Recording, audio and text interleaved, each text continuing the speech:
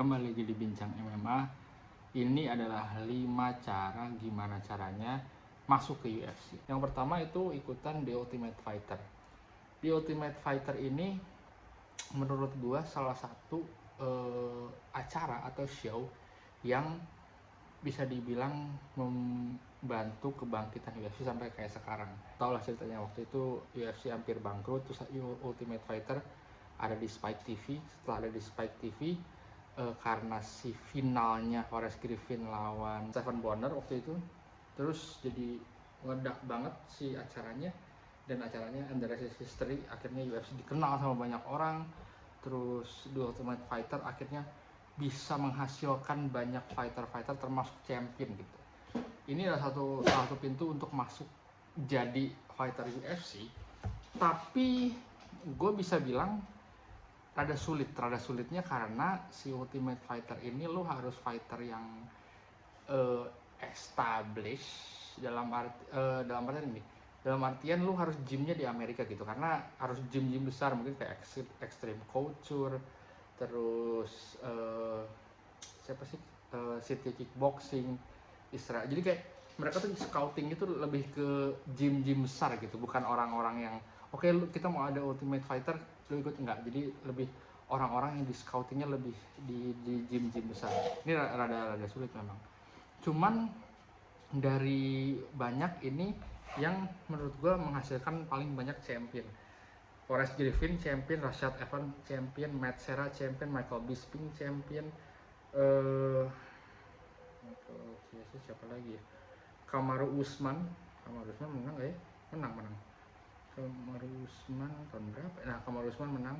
Carla Esparza, terus Rosel Namajunas. Banyak champion datang dari si Ultimate Fighter. Dan bukan hanya itu, ada nama-nama besar seperti Kevin Gastelum, terus TJ Dillashaw. Oh, ini Brandon Moreno, alumni sini juga tapi nggak menang. Alex Pantoja juga alumni sini tapi nggak menang. Tony Ferguson interim championnya lumayan lah. Brandon Shaw, Roy Nelson, banyak nama-nama besar. Nate Diaz, termasuk Kenny Florian sama Stephen Bonner, Diego Sanchez, banyak nama-nama besar datang dari sini juga. Tapi beberapa tahun terakhir si Ultimate Fighter ini kurang oke, karena championnya pemenangnya terakhir tuh 2015 malah, hampir 9 tahun yang lalu. Terakhir yang dapat kerennya banget itu pas Usman menang, dan Usman bisa jadi champion. Kesini-sini kayak Ryan Hall, Artem Lobov, Andrew Sanchez, Tim Elliott ya sini. Belum ada Brad Katana menang 2 kali kan. Belum ada si yang mantan Ultimate Fighter ini jadi bisa proof champion setelah 9 tahun gitu. Jadi pas udah menang, wah kayaknya hype banget. Pas udah kesini-sini biasa aja gitu. Jadi itu satu pertama, The Ultimate Fighter. Yang kedua itu Dana White Contender Series. Ini menurut gue hal lebih prominent lagi. Kendalanya sama sebenarnya, harus dari orang-orang atau gym besar gitu. Nah, si Dana White Contender Series ini juga bukan sebuah kayak The Ultimate Fighter ya, cuman si satu fighter ini di kontrak dia untuk fight kadang-kadang lebih dari 2 kali. Dalam artian dia fight di UFC, dia bisa proof nggak dia di UFC, karena Dana White yang nonton langsung gitu di ringside, layaknya Dana White nonton championship fight gitu. Jadi dia ngelihat, dan Dana White dan dia bukan cuma butuh menang doang, kadang ada yang kalah, gue lupa siapa di Dana White Contender Series, tetap aja di kontrak. Dan yang menang juga harus menangnya proven gitu, kayak KO, TKO. Kadang-kadang TKO juga ya masih biasa-biasa aja, kayak kelihatan kayak kebetulan gitu ya. Terus submission, dan submission juga sama. Jadi kayak bisa Dana White ngeliat, ini submission kayak kebetulan. Kadang-kadang ada kontrak yang kayak gitu juga. Gue nggak tahu gimana cara Dana White nilainya. Terus ada beberapa juga yang menang, tapi menangnya ada juga yang menang di kontrak karena dia benar-benar mengeluarkan semuanya, dan kalah juga ada yang di kontrak.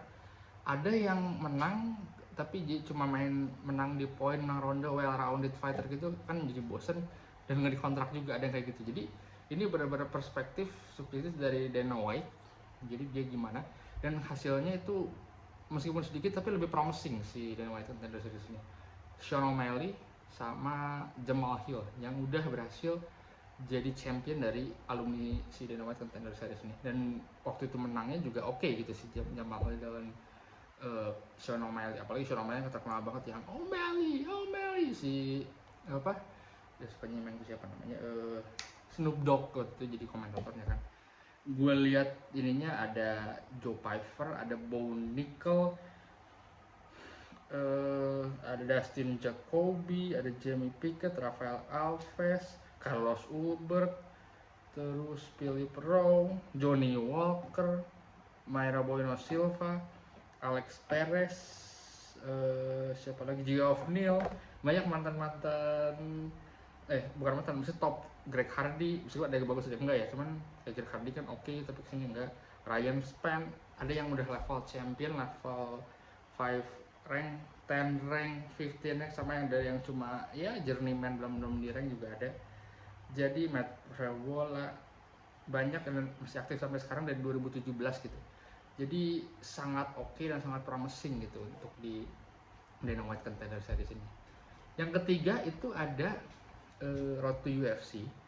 Dan Road to UFC ini menurut gue dari segi show itu belum terlalu promising. Pertama kali Road to UFC itu di tahun 2015 kalau nggak salah. Ini pertama kalinya di Jepang, tapi dibilangnya bukan episode 1 ya. Jadi Road to UFC ini mirip kayak, jadi Road to UFC 2015 ini menjadi lebih mirip kayak The Ultimate Fighter, ada tim Nelson sama tim Barnett. Terus cuma 8 fighter, akhirnya yang menang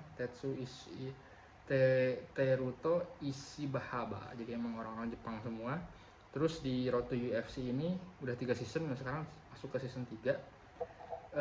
Road to UFC pertama yang kita kenal dengan JK Saragi itu adalah alumni UFC Road to UFC. Kita lihat JK Saragi kemarin fight di 2 pertandingan terakhir cukup jangan bahas lagi, tapi maksudnya di sini lebih ini karena ini fokusin buat Asia si Road to UFC ini, dan pesertanya untuk Indonesia cukup banyak gitu, tiap tahun selalu ada. Tahun kemarin juga ada Ronald Siaan, Bill Pasuton, terus Wedri Pati 5 gitu. Cuman di Road to UFC tahun ini nggak ada Indonesia, cuman Korea, Jepang, Cina, India, sama udah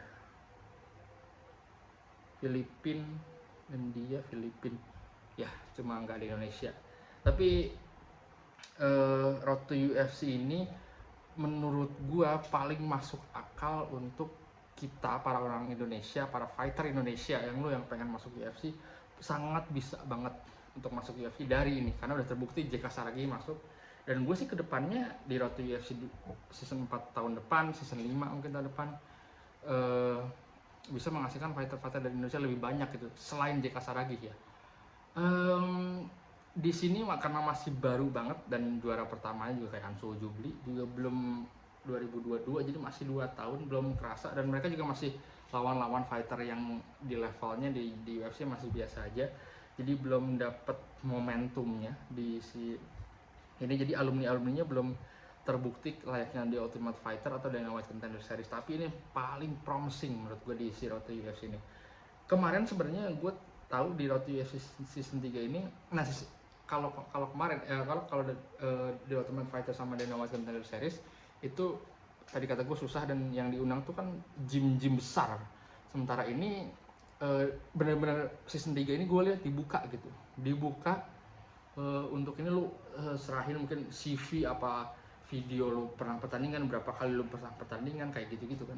Jadi lebih terbuka banget, dan sebelum ada masuk orang-orang yang jadi peserta si Road to UFC season 3 ini, banyak orang Indonesia yang masuk sana. Ada beberapa orang, gua lupa persis namanya siapa aja dan berapa orang, cuman ada peluang gitu ke sana. Nanti lu kalau misalnya lu keterima diundang ke UFCPI di Shanghai, nanti di situ kayak mungkin audisinya mungkin lu dari fisik lu, dari stamina lu, dari teknik lu digenjot banget di sana. Nanti kelihatan si ini yang lolos nih untuk Road to UFC. Akhirnya sekarang ada Road to UFC season 3, sayangnya nggak ada Indonesia, Cuman gue berharap di tahun depan dan kedepannya banyak orang Indonesia yang masuk, karena gue percaya fighter-fighter Indonesia itu oke-oke banget itu.